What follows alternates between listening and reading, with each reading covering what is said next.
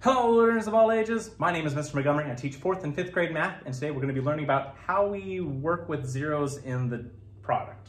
So essentially we're multiplying a decimal by another decimal, but there's going to be zeros in the product instead of everything being a whole number and decimal places behind. So I have my decimal times decimal. We do the same thing that we did on the last lesson. We move it over 2 times, move each one over to the end. That's 2 times, and 1 time, that's 3 times total. Gonna have to remember that for the very end. Now I essentially have 34 times 1. Well, 34 times 1 is 34. So 1 times 4 is 4, 1 times 3 is 3. Now I gotta move it back over 3 places. But if I start at the end, 1, 2, 3.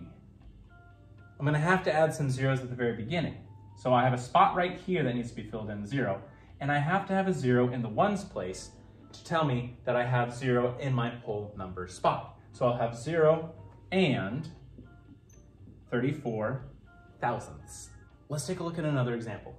I have 5 thousandths times 2. Well, this is the only place where I have a decimal point. So 1, 2, 3. I'm gonna move it 3 spaces over at the very end. So I essentially now have 5 times 2. Well, 5 times 2 is 10.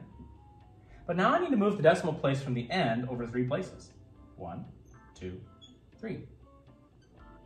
Well, I know that I have 1 space to fill in with a 0, and I need a whole number space filled in.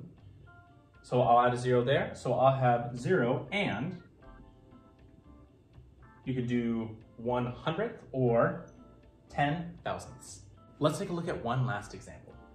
I'm going to move all my decimal places to the end. So I have 1 here, 1, 2, 3 here, and 1 and 3. That's 4 places that I'm going to be moving it over.